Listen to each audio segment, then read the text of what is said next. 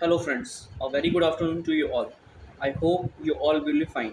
तो last class में हमने अपना चैप्टर फर्स्ट फिनिश किया था बिजनेस स्टडीज़ का nature and significance of management. तो टाइम को ना वेस्ट करते हुए हम अपने चैप्टर सेकंड पे चलते हैं, प्रिंसिपल्स ऑफ मैनेजमेंट। तो मैनेजमेंट प्रिंसिपल्स का मतलब क्या होता है? मैनेजमेंट प्रिंसिपल्स वो प्रिंसिपल्स होते हैं जिसमें क्या होते हैं, जो हमारे द्वारा ही बनाए जाते हैं प्रिंसिपल्स। उन प्रिंसिपल्स के अंदर हम एक्सपेरिमेंट्स कर कर उनको बनाते हैं।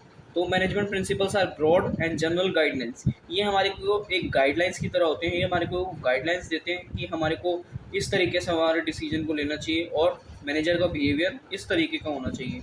उसके बाद हम चलते हैं अपने नेचर ऑफ मैनेजमेंट प्रिंसिपल। अब जो मैनेजमेंट प्रिंसिपल्स बनाए गए हैं एक्सपेरिमेंट्स करके, उसी के बेस पे हम क्या करते हैं, डिसीजन मेकिंग करते हैं और मैनेजर का बिहेवियर भी उसी पे डिपेंड करता है। तो अब इसके नेचर के बारे में पढ़ते हैं। सबसे पहले जनरल गाइडलाइंस। अभी जो मैनेजमेंट प्रिंसिपल्स होते हैं ये क्या होते हैं, हमारे लिए एक जनरल गाइड है। ये हमारे को गाइड करते हैं कि आपको इस तरीके से काम करना चाहिए, इस तरीके से नहीं। ठीक है, इतनी डोज लेनी चाहिए और इतनी नहीं। तो कभी कभार क्या करते हैं, हम इसमें चेंजेस भी कर सकते हैं। Management principles are general guidelines to managerial action. अब हम नेक्स्ट स्लाइड पे मूव ऑन करते हैं। Formed on the basis of practice and experimentation. तो क्या होता है, ये जो मैनेजमेंट प्रिंसिपल्स होते हैं ये बार बार प्रैक्टिस करके, बार बार एक्सपेरिमेंट्स कर कर इनको डेवलप किया जाता है, तभी ये क्या होते हैं, सक्सेसफुल होते हैं। उसके बाद नेक्स्ट पॉइंट आता है कंटीजेंट। अब मैनेजमेंट प्रिंसिपल्स क्या होते हैं, ये सिचुएशन के ऊपर डिपेंड होती है। आज हमारी सिचुएशन ये है तो हमारे को ये प्रिंसिपल अप्लाई करना चाहिए। हमारे पास 14 प्रिंसिपल्स होते हैं, तो सिचुएशन के हिसाब से हमारे को कौन सा प्रिंसिपल लगाना चाहिए ये हमारे को कौन बताता है, हमारे प्रिंसिपल्स ऑफ मैनेजमेंट। ठीक है, मैनेजमेंट बताती है। उसके बाद नेक्स्ट पॉइंट आता है हमारा फ्लेक्सिबल। जो हमारे मैनेजमेंट प्रिंसिपल्स होते हैं ये क्या होते हैं, फ्लेक्सिबल होते हैं। क्या होते हैं, फ्लेक्सिबल। फ्लेक्सिबल का मतलब हम इनको अपनी सिचुएशन के अकॉर्डिंग चेंज कर सकते हैं। इनके अंदर क्या होती है, फ्लेक्सिबिलिटी होती है। नेक्स्ट पॉइंट की बात करते हैं तो वो क्या है, यूनिवर्सल एप्लीकेबिलिटी। Universal applicability. तो इसका मतलब क्या है, ये जो मैनेजमेंट के प्रिंसिपल्स हैं ये हर जगह अप्लाई होते हैं, चाहे वो यूनिवर्सिटी हो, चाहे वो ऑर्गेनाइजेशन हो, चाहे प्राइवेट हो, चाहे पब्लिक हो, चाहे कोई भी हो। ठीक है, नेक्स्ट पॉइंट की बात करते हैं तो क्या है, कॉज एंड इफेक्ट रिलेशनशिप। अब हमने कोई काम किया, उसका कारण क्या है और उसको करने से उसका इफेक्ट क्या पड़ा, ये इस चीज़ को कौन बताता है, हमारे प्रिंसिपल्स ऑफ मैनेजमेंट। ठीक है, तो हम इनको इस सिचुएशंस में ज़्यादा नंबर ऑफ केसेस में भी इनका यूज़ कर सकते हैं। नेक्स्ट स्लाइड पे चलते हैं। Significance of management principles. अब ये जो मैनेजमेंट प्रिंसिपल्स हैं इनकी इंपॉर्टेंस क्या है, इनका मतलब क्या है, ये क्यों ज़रूरी है। फर्स्ट पॉइंट आता है हमारा, provide manager with useful insight into real world situation. अब जो मैनेजर है वो क्या करता है, प्लानिंग करता है। तो प्लानिंग करने के साथ साथ वो क्या है, रियल वर्ल्ड सिचुएशंस को भी हैंडल कर सके। ठीक है, उनको प्रैक्टिकल लाइफ में क्या कर सके, इन प्रिंसिपल्स को अप्लाई कर सके। ठीक है, तो ये क्या हेल्प करता है, ये हेल्प करता है कि जो पास्ट इंसिडेंट्स हुए, मिस्टेक्स हुई है मैनेजर से, तो वो क्या कर सके, इस बार उनको क्या कर सके, इम्प्रूव कर सके और अपने टाइम को क्या कर सके, कंजर्व कर सके। ठीक है, समझ आ गया। उसके बाद सेकंड पॉइंट पे हम चलते हैं, optimum utilization of resources and effective administration. अब कई मैनेजर्स, कई स्टाफ ऐसे होते हैं जो क्या करते हैं, ज़्यादा कॉस्ट में सामान को परचेज कर लेते हैं। तो उससे होता क्या है, हमारी मनी की वेस्टेज तो हो ही रही है, लेकिन हमारे प्रोडक्ट की वेस्टेज भी हो रही है। तो ऑप्टिमम यूटिलाइजेशन ऑफ रिसोर्सेज का मतलब है कि रिसोर्सेज का फुल यूटिलाइजेशन करना, पूरी तरीके से उस रिसोर्सेज को क्या करना, यूज़ करना, ताकि क्या हो सके, रिसोर्सेज की वेस्टेज कम हो सके, हमारी मनी की वेस्टेज कम हो सके और क्वालिटी क्या रहे, मेंटेन रहे। उसके बाद नेक्स्ट पॉइंट पे आते हैं हम, साइंटिफिक डिसीजंस। अब ये जो मैनेजमेंट प्रिंसिपल्स होते हैं ये हमारे को साइंटिफिक डिसीजंस लेने में मदद करते हैं। क्या, तो इन प्रिंसिपल्स की मदद से हम बिना किसी डिस्क्रिमिनेशन के, बिना किसी भेदभाव के हम अपने डिसीजन को ले सकते हैं। Next slide. Meeting changing environment requirement. अब क्या होता है, कभी कभार हमारे इन्वायरमेंट में चेंजेस आते हैं, तो ये प्रिंसिपल्स हमारे को हेल्प करते हैं कि हम उस पर क्या करें, उनको कॉप अप कर ले, उनको अडॉप्ट कर ले। ठीक है, उसके बाद नेक्स्ट पे आते हैं, फुलफिलिंग सोशल रिस्पॉन्सिबिलिटी। अब ये जो मैनेजमेंट प्रिंसिपल्स होते हैं ये हमारी हेल्प करते हैं, ये गाइड करते हैं मैनेजर को कि वो अपनी सोशल रिस्पॉन्सिबिलिटी, जिनके थ्रू वो अपने रॉ मटेरियल्स को ले रहा है, अपनी एक्टिविटीज़ को परफॉर्म कर रहा है, बल्कि बजाय उनका भी फ़र्ज़ बनता है कि क्या करें, वो सोशल रिस्पॉन्सिबिलिटी को पूरा करें। तो ये मैनेजमेंट के प्रिंसिपल्स गाइड करते हैं कि वो क्या करें, अपनी सोशल रिस्पॉन्सिबिलिटी को पूरा कर सके। उसके बाद लास्ट पॉइंट आता है हमारे पास management training, education and research. Management principle are use. अब ये क्या होते हैं, मैनेजमेंट ट्रेनिंग, एजुकेशन, रिसर्च, ये मैनेजमेंट प्रिंसिपल्स के अंदर ही इंक्लूड होती है। तो मैनेजमेंट प्रिंसिपल्स हमारे को हेल्प करते हैं क्या करने में, ट्रेनिंग करने में, एजुकेशन प्रोवाइड करने में और रिसर्च करने में। तो अब हमारा फोर्थ टॉपिक आता है प्रिंसिपल्स ऑफ मैनेजमेंट। तो हमारे दो तरीके के प्रिंसिपल्स ऑफ मैनेजमेंट होते हैं। सबसे पहला कौन है, हेनरी फ्योल। उसके बाद second F W. Taylor. Henry Fayol को क्या बोला जाता है, principles of general management. Principles of general management, एक नाम से इनको और कहा जाता है father of general management, father of general management. अब ये जो फ्योल का जन्म हुआ था वो कहाँ पर हुआ था, तुर्की में, इन 1841। अब इसको याद करने की आपको जरूरत नहीं है, बस जनरल नॉलेज के लिए आपको उसको पता होना चाहिए। उसके बाद हमारा सेकंड आता है एफ.डब्ल्यू. Taylor, Frederick वॉल्सर। ठीक है, तो इसको क्या बोला जाता है, प्रिंसिपल्स ऑफ साइंटिफिक मैनेजमेंट। एक नाम से और जाना जाता है इनको, father of scientific management. Taylor का जन्म कहाँ पर हुआ था, यूएसए, इन 1856। ये आपको जनरली पता होना चाहिए। ठीक है, अब बात करते हैं फ्योल्स प्रिंसिपल ऑफ मैनेजमेंट की। जो फ्योल के 14 प्रिंसिपल्स थे उनको हमारी लाइफ में उनका क्या यूज़ है। अब हम देखेंगे कि ये प्रिंसिपल जो हम पढ़ रहे हैं ये हमारी प्रैक्टिकल लाइफ में इसका कोई यूज़ है या फिर नहीं। ठीक है, तो फर्स्ट आता है हमारे पास division of work and specialisation. इस प्रिंसिपल के अकॉर्डिंग हमारा वर्क क्या हो जाता है, छोटे छोटे टुकड़ों में बढ़ जाता है। तो हर एक स्पेशलिस्ट अपने काम को अच्छी तरीके से कर पाता है। इसी को क्या बोला जाता है, स्पेशलाइजेशन। क्या बोला जाता है, स्पेशलाइजेशन। इस प्रिंसिपल के थ्रू हमारे काम को स्मॉल टास्क में डिवाइड कर दिया जाता है। इसी का नाम का क्या कहा है, स्पेशलाइजेशन। उसके बाद सेकंड आता है हमारे पास प्रिंसिपल अथॉरिटी एंड रिस्पॉन्सिबिलिटी।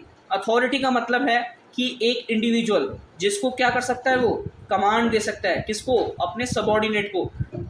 ठीक है, अपनी पोजीशन के हिसाब से जितनी उसके पास पावर है उस पावर के हिसाब से वो किसी भी सबॉर्डिनेट को क्या कर सकता है, पावर दे सकता है। रिस्पॉन्सिबिलिटी, रिस्पॉन्सिबिलिटी का मतलब क्या है कि जो सबॉर्डिनेट है उसका कुछ फर्ज बनता है। ठीक है, उसके ऊपर क्या है, ऑब्लिगेशन, कि वो अपने अपने से ऊपर जो मैनेजर है उनके दिए हुए काम को अच्छे से पूरा कर पाए। इसी को क्या बोलते हैं, रिस्पॉन्सिबिलिटी। अथॉरिटी और रिस्पॉन्सिबिलिटी क्या होनी चाहिए, बराबर होनी चाहिए। ये नहीं हमने किसी को ज़्यादा पावर दे दी और किसी को कम। जितनी अथॉरिटी होनी चाहिए उतनी ही रिस्पॉन्सिबिलिटी होनी चाहिए। थर्ड प्रिंसिपल पे आते हैं हम अपने, डिसिप्लिन। अब जो हमारे जो ऑर्गेनाइजेशन में क्या होने चाहिए, रूल्स एंड रेगुलेशंस होने चाहिए। फ्योल हमारे को इंसिस्ट करते हैं, ठीक है, बोलते हैं क्या, कि डिसिप्लिन की बहुत ज़्यादा ज़रूरत है। सारे अच्छे सुपीरियर्स को अच्छी तरीके से काम करने के लिए क्या क्या ज़रूरी है, डिसिप्लिन। ठीक है, इससे क्या होता है, हमारे जो ऑर्गेनाइजेशन है उसका एनवायरनमेंट भी क्या रहता है, फ्री एंड फेयर। ठीक है, नेक्स्ट स्लाइड पे चलते हैं हम। इसके बाद हमारा प्रिंसिपल आता है यूनिटी ऑफ कमांड। अब इस प्रिंसिपल के अंदर क्या कहा गया है कि एक ही बॉस की बात सुनी जाए। ऐसा नहीं कि एक बॉस दूसरे सबॉर्डिनेट को काम दे रहा है और दूसरा बॉस भी उसी सबॉर्डिनेट को काम कर दे रहा है। तो इससे क्या होगा, वो सबॉर्डिनेट क्या हो जाएगा, कंफ्यूज हो जाएगा। तो ऐसा नहीं होना चाहिए। इस प्रिंसिपल के अकॉर्डिंग एक बॉस एक टाइम पर एक सबॉर्डिनेट को काम देगा। ठीक है, अगर एक एम्प्लॉय दो या दो से ज़्यादा सबॉर्डिनेट अपने बॉस के काम को लेगा तो इससे क्या होगी, कन्फ्यूज़न होगी। उसके बाद नेक्स्ट पॉइंट पे चलते हैं हम, यूनिटी ऑफ डायरेक्शन। अब क्या होना चाहिए, ऑर्गेनाइजेशन का एक गोल होना चाहिए, एक मोटिव होना चाहिए। सभी को उसी गोल के अकॉर्डिंग काम करना चाहिए ताकि क्या कर सके, वो अपने ऑर्गेनाइजेशन गोल को क्या कर सके, अचीव कर सके। उसके बाद नेक्स्ट हमारा प्रिंसिपल आता है subordination of individual interest to general interest. अब क्या होना चाहिए, ऑर्गेनाइजेशन का इंटरेस्ट को भी ध्यान में रखना चाहिए मैनेजर को, और उनके पर्सनल इंटरेस्ट को भी ध्यान में रखना चाहिए। मैनेजर को अपनी टीम को इस तरीके से मोटिवेट करना चाहिए कि उनका ऑर्गेनाइजेशन गोल भी पूरा हो जाए और क्या हो, उनके पर्सनल गोल को भी पूरा कर दिया जा सके। ठीक है, तो इससे क्या होता है, जो जितने भी हमारे एम्प्लॉयज़ होते हैं वो भी खुश, वो हम अपनी पूरी प्रोडक्टिविटी देंगे और इससे हमारी कंपनी की ग्रोथ होगी। अगले प्रिंसिपल पे चलते हैं, remuneration of employees. Remuneration of employees, अब जो एम्प्लॉयज़ हैं उनको इतनी अच्छी तनख्वाह दी जाए कि वो अच्छे से रह पाएँ, अच्छे से अपना काम कर पाएँ और उनको भी काम करने में इंटरेस्ट आए, ठीक है। कहीं ऐसा ना हो कि वो पीछे से मैनेजर को उल्टा बोल रहे हैं और मैनेजर उनको बोल रहा है कि ये तो काम करते नहीं है, ये ऐसे हैं वैसे हैं। तो एक फ्री एंड फेयर उनकी वेजेस सैलरी होनी चाहिए, ठीक है। Next, employees should be paid fair wages. अब एम्प्लॉयज़ को फेयर वेजेस देना चाहिए, अभी हमने पढ़ लिया, ठीक है। और पेइंग कैपेसिटी, एक सबसे बड़ी बात, अब जो ऑर्गेनाइजेशन है वो अपनी एम्प्लॉयज़ को उतनी ही वेज दे जितनी क्या हो, उनकी कैपेसिटी हो। ऐसा ना हो कि वो 10 रुपये कमा तो वो क्या करें, 11 रुपये अपने एम्प्लॉय को दे दें। तो ऐसा नहीं होना चाहिए। जितनी ऑर्गेनाइजेशन की कैपेसिटी है उसके अकॉर्डिंग ही वो एम्प्लॉय को पे करे, ठीक है। उसके बाद नेक्स्ट प्रिंसिपल आता है हमारा सेंट्रलाइजेशन एंड डिसेंट्रलाइजेशन। अब इसमें क्या होता है, सेंट्रलाइजेशन का मतलब एम्प्लॉयज़ के हाथ में, मैनेजर्स के हाथ में कुछ पावर होती है, ठीक है। किसके हाथ में, हमारी टॉप मैनेजमेंट के हाथ में, तो उसी को क्या बोला जाता है, सेंट्रलाइजेशन। डिसेंट्रलाइजेशन का मतलब अपनी पावर को अपने से नीचे को, अपने नीचे वाले एम्प्लॉयज़ को क्या कर देना, डिस्ट्रीब्यूट कर देना, डेलीगेट कर देना, ठीक है। तो उसी को क्या बोला जाता है, डिसेंट्रलाइजेशन। एक बार दोबारा से समझते हैं। डिसेंट्रलाइजेशन का मतलब क्या होता है, सिस्टमेटिकली अपनी पावर को नीचे वाले लेवल्स ऑफ मैनेजमेंट में क्या कर देना, डिवाइड कर देना। अब फ्योल्स का कहना है कि ऑर्गेनाइजेशन का एक बैलेंस होना चाहिए, ठीक है। जितनी पावर उसके हाथ में होनी चाहिए उतनी पावर ही क्या होनी चाहिए, डेलीगेट भी, डिस्ट्रीब्यूट भी करनी चाहिए। नेक्स्ट प्रिंसिपल हमारा आता है स्केलर चेन। अब एक ऑर्गेनाइजेशन है, उसके अंदर क्या होते हैं, सुपीरियर होते हैं और कुछ सबऑर्डिनेट्स होते हैं। तो एक लाइन ऑफ अथॉरिटी होती है जिसके through highest to lowest rank पर पीपल काम करते हैं, उसी को क्या बोलते हैं, स्केलर चेन। क्या बोलते हैं, स्केलर चेन। इस स्केलर चेन में क्या होता है, एक लाइन ऑफ अथॉरिटी होती है जिसके थ्रू पीपल को पास करना होता है अपनी किसी भी बात को कहने का। तो उनको क्या करना पड़ता है, एक लाइन पास करनी पड़ती है कि सबसे पहले इनके पास जाऊंगा, उसके बाद उसके पास, उसके बाद इनके पास। हम अपनी नेक्स्ट स्लाइड में चेक करते हैं, ठीक है। आपको ये फिगर दिख रही होगी, इसी को क्या बोलते हैं, स्केलर चेन। अब इस चेन को कोई भी वॉयलेट नहीं कर सकता, ये हमारे रूल्स एंड रेगुलेशंस बनाए होते हैं ऑर्गेनाइजेशन में, ठीक है।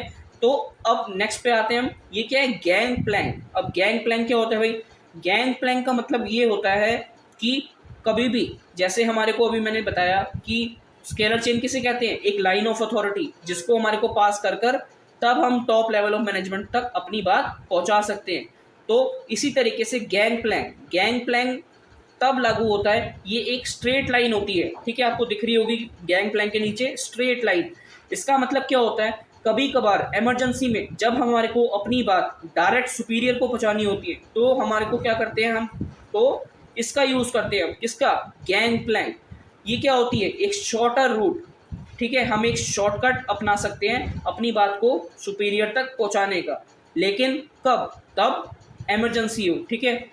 जैसे F और G आपको दिख रहे हैं कि सेम लेवल पर है और इमरजेंसी के टाइम पर क्या कर सकते हैं, एक दूसरे से कम्युनिकेट कर सकते हैं, ठीक है। उसके बाद नेक्स्ट आता है प्रिंसिपल ऑफ ऑर्डर।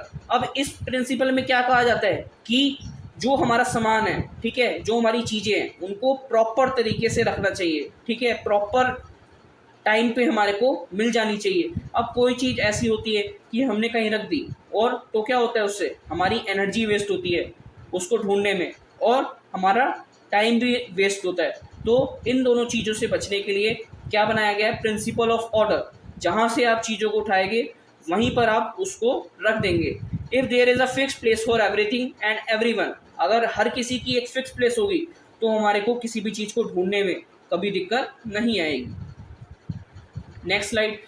नेक्स्ट आता है हमारा प्रिंसिपल ऑफ इक्विटी। अब प्रिंसिपल ऑफ इक्विटी का मतलब ये आपको नाम से समझ आ रहा हो, इक्विटी मतलब इक्वल। तो इस प्रिंसिपल का मेन फोकस क्या होता है, सारे एम्प्लॉयज़, सारे मैनेजर्स क्या होने चाहिए, इक्वल होने चाहिए, ठीक है। उनको डिस्क्रिमिनेशन उनके साथ नहीं करना चाहिए। अब क्या होता है, बहुत सारे एम्प्लॉयज़ ऐसे होते हैं जो क्या होते हैं, डीमोटिवेट होते हैं। तो हमारे को उनको मोटिवेट करना चाहिए।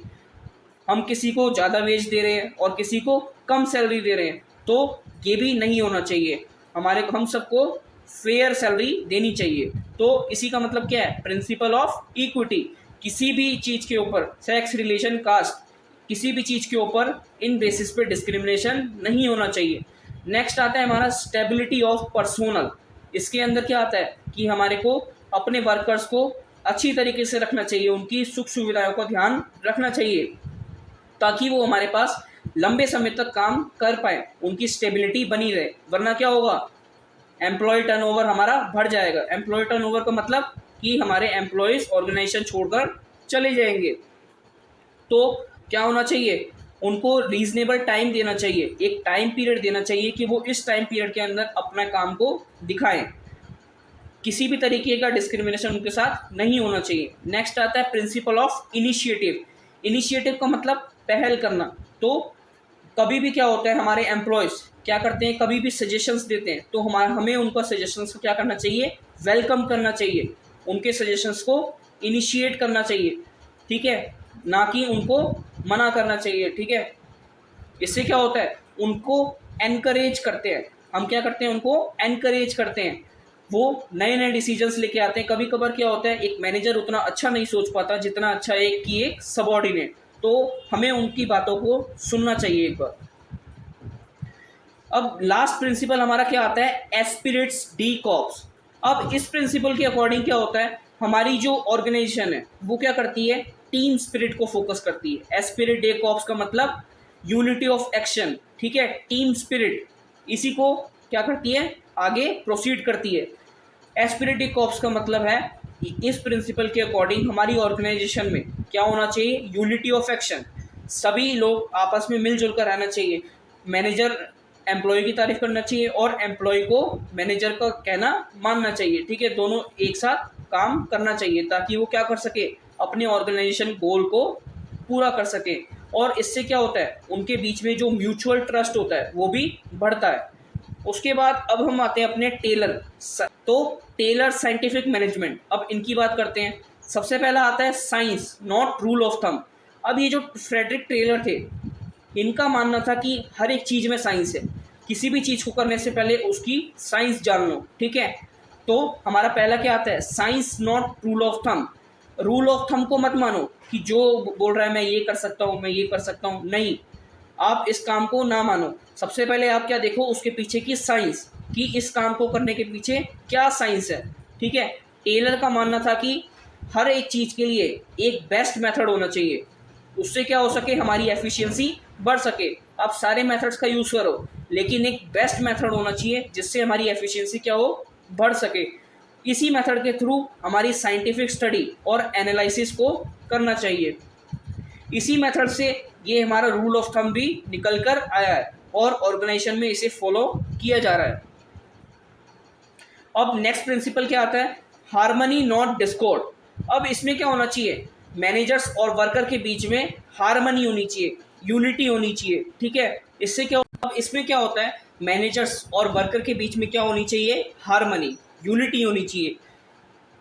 अब हम अपनी नेक्स्ट टर्म पर चलते हैं, मेंटल रेवोल्यूशन। अब मेंटल रेवोल्यूशन का मतलब ही क्या होता है कि जो हमारे मैनेजर्स हैं और वर्कर्स हैं उनके बीच में क्या करना, उनके एटीट्यूड को चेंज करना, किसके थ्रू, अपने वर्कर्स के थ्रू, और मैनेजर को अपने वर्कर्स के थ्रू, वर्कर्स को अपने मैनेजर्स के थ्रू, ठीक है। तो इससे क्या हो, आपस में क्या हो, कोऑपरेशन, यूनिटी बनी। नेक्स्ट प्रिंसिपल पर आते हैं, cooperation not individual, cooperation not individualism. तो इसका मतलब क्या है कि आपस में क्या होना चाहिए, कोऑपरेशन, ये नहीं कि मैं खाली इंडिविजुअल काम कर रहा है और बाकी सारे काम नहीं कर रहे। इसमें क्या होना चाहिए कि सभी आपस में क्या होनी चाहिए, कोऑपरेशन, म्यूचुअल कॉन्फिडेंस होना चाहिए सबको आपस में। जो सारे वर्कर्स हैं उनको ना तो स्ट्राइक पे जाना चाहिए और ना ही मैनेजर को, एम्प्लॉयज़ को डीमोटिवेट करना चाहिए, ठीक है। उनको साथ क्या करना चाहिए, कोऑपरेट करना चाहिए, उनको मोटिवेट करना चाहिए time to time. Next principle क्या आता है हमारे पास, development of each and every person to his greatest efficiency and prosperity. अब क्या होना चाहिए, हर एक पर्सन को साइंटिफिकली सेलेक्ट करना चाहिए और प्लेस करना चाहिए। सबसे पहले उसकी एबिलिटीज़ को देखना चाहिए और जॉब सुटेबिलिटी को देखना चाहिए कि उसको कहाँ पर जॉब सुटेबल करने के लिए वो है, ठीक है। इससे क्या होती है कि जो एम्प्लॉयज़ होती है उनकी एफिशिएंसी बढ़ सकती है और उनको कम टाइम के अंदर वो अच्छा काम कर सकते हैं और बेस्ट मेथड का यूज़ भी वो कर सकते हैं, ठीक है। अब हमारा लास्ट पॉइंट क्या है इसमें, इससे क्या होती है, उनकी एफिशिएंसी बढ़ती है, ये मैंने आपको बता ही दिया, कंपनी की भी और वर्कर की भी। अब हम बात करते हैं अपने टेक्निक्स ऑफ साइंटिफिक मैनेजमेंट। ठीक है, इसके अंदर हमारा क्या आता है, पहला आता है फंक्शनल फॉरमैनशिप। तो जो हमारा division of work and specialization था, जिसमें हमने बात की थी कि हमारा जो वर्क्स होते हैं वो क्या स्मॉल टास्क में डिवाइड हो जाते हैं, ये उसी का एक्सटेंशन है। अब हम टेलर ने कहा कि एक नहीं, दो नहीं, बल्कि कितने 8 फोरमैन्स हमारी ऑर्गेनाइजेशन में होने चाहिए। ये क्या है, एक टेक्निक कि क्या कर सके, वो एक सुपरविजन को इम्प्रूव कर सके, कि वो वर्कर्स को क्या कर सके, सुपरवाइज कर सके उनकी एबिलिटी के हिसाब से, और उनको उसी तरीके का काम दिया जाए। इस टेक्निक के थ्रू प्लानिंग को क्या कर दिया गया, सेपरेट कर दिया गया, किससे, एग्जीक्यूशन से, कि सबसे पहले प्लानिंग अलग होगी और जो काम कर रहा है वो अलग। तो टेलर ने 4 फोरमैन, पहली प्लानिंग में और दूसरा एग्जीक्यूशन में। प्लानिंग इंचार्ज में सारे प्लानिंग करेंगे और प्रोडक्शन मैनेजर में सारे प्रोडक्शन करेंगे। ठीक है, तो सबसे पहला आता है इंस्ट्रक्शन कार्ड। ग्लस क्या करता था, हमारे वर्कर्स को क्या करता था, इंस्ट्रक्शंस देता था, इसका काम ये होता था। उसके बाद रूट क्लर्क क्या करता था, एक रूट बनाता था कि इस रूट से क्या होगा, प्रोडक्शन होगा। टाइम एंड कॉस्ट क्लर्क का काम क्या था, कि वो क्या करेगा, टाइम और कॉस्ट शीट प्रिपेयर करेगा कि कितनी देर में वर्कर्स कितना काम कर रहे हैं। उसके बाद लास्ट आता है डिसिप्लिनियन। क्या करता था, वो एक डिसिप्लिनियन कि हमारे जो ऑर्गेनाइजेशन है उसमें रूल्स एंड रेगुलेशंस किस तरीके के बने हुए हैं, उसको चेक करता था। उसके बाद हमारे सेकंड आता है क्या, प्रोडक्शन मैनेजर। इसमें भी 4 फोरमैन डिसाइड किए गए। ठीक है, पहला स्पीड बॉस। स्पीड बॉस का काम क्या था, कि अपने काम को टाइमली और एक्यूरेट पूरा करे, ये चेक करना। ठीक है, गैंग बॉस का काम क्या था, मशीन्स एंड टूल्स को रेडी करना ताकि वर्कर्स उनको आते ही क्या कर सके, यूज़ कर सके। रिपेयर बॉस का काम क्या था, कि सारी मशीन्स और टूल्स को प्रॉपर वर्किंग कंडीशन में रखना। इंस्पेक्टर का काम क्या था, कि वो क्वालिटी ऑफ आउटपुट को चेक करता रहे, कि हमारी जिससे हमारी क्वालिटी ऑफ आउटपुट क्या रहे, मेंटेन रहे। उसके बाद सेकंड टेक्निक क्या आती है, डिफरेंशियल पीस वेज सिस्टम।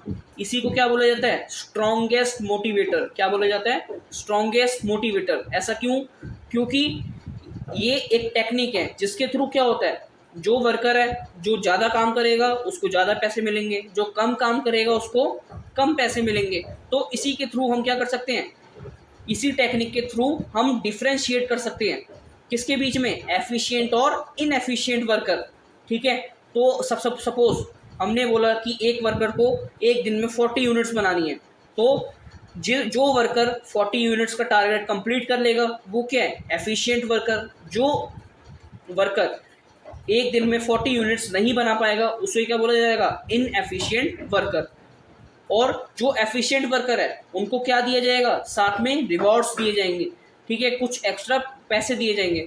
और इसी से क्या होगा, जो लेस एफिशिएंट मतलब जो कम काम करने वाले व्यक्ति हैं वो क्या होंगे, मोटिवेट होंगे, और वो भी अपनी एफिशिएंसी को क्या करेंगे, इंक्रीज करेंगे। उसके बाद आता है वर्क स्टडी। अब वर्क स्टडी में हम देखते हैं कि जो हमारा वर्कर है वो कितनी देर तक काम कर सकता है, कितने रेस्ट की उसको ज़रूरत है, ये सारी चीज़ें। तो फर्स्ट आता है इसमें फैटिग स्टडी। फैटिग स्टडी में क्या देखते हैं हम, कि कितनी देर में कितने रेस्ट इंटरवल्स की उसको रिक्वायरमेंट है। ठीक है, अपने काम को पूरा करने के लिए, ताकि उसकी प्रोडक्टिविटी क्या हो सके, बढ़ जाए। एक बार दोबारा से समझते हैं। इसमें क्या होता है, रेस्ट इंटरवल्स को देखा जाता है कि कितने रेस्ट इंटरवल में जो एम्प्लॉय है वो थक रहा है। ठीक है, और वो रेस्ट इंटरवल उनको देकर कितनी प्रोडक्टिविटी आ रही है। उसके बाद सेकंड आता है हमारे पास मेथड स्टडी। इसमें टेलर बोलते हैं कि आप एक बेस्ट मेथड निकालो, उसी के थ्रू इनको बोलो कि ये काम करे। सारे मेथड से वर्क कर देखो और एक बेस्ट मेथड का यूज़ करो। थर्ड आता है हमारे पास टाइम स्टडी। इसमें क्या होता है, एक स्टैंडर्ड टाइम हमारे को दिया जाता है। ठीक है, देखा जाता है कि वो कितने दिन में उस जॉब को परफॉर्म कर पा रहा है, अपने रिजल्ट को दे पा रहा है। उसके बाद आता है the objective of time study. ये जो टाइम स्टडी होती है इसका क्या मेन ऑब्जेक्टिव होता है, इसका ऑब्जेक्टिव होता है कि हमारे को कितने वर्कर्स की ज़रूरत है। ठीक है, और उनकी क्या वेजेस होनी चाहिए। उसके बाद फोर्थ आता है हमारा मोशन स्टडी। मोशन स्टडी का मतलब ही क्या होता है, उनकी मूवमेंट्स को देखना कि वो कौन सी ऐसी मूवमेंट्स कर रहे हैं जिससे हमारी प्रोडक्टिविटी हो रही है, और कौन सी ऐसी मूवमेंट्स है जिससे क्या हो रही है, हमारी प्रोडक्टिविटी डिक्रीज हो रही है, तो उनकी ऐसी मूवमेंट्स को क्या कर दिया जाता है, बैन कर दिया जाता है ऑर्गेनाइजेशन में, ठीक है। उसके बाद फिफ्थ आता है हमारा standardization and simplification of work. अब क्या है, कुछ स्टैंडर्ड्स बना दिए जाते हैं, जैसे हम आईफोन लेने जाते हैं तो उसका अपना एक अलग स्टैंडर्ड है, ठीक है। और सिंप्लीफिकेशन ऑफ वर्क का मतलब है कि प्रोडक्ट लाइन को, जितने हमारे प्रोडक्ट्स हैं उनको क्या कर देना, सिंप्लीफाई कर देना, ठीक है। उनकी जो क्वांटिटी है उनको क्या कर देना, कम कर देना, डाइवर्सिफिकेशन को हटा देना, ठीक है।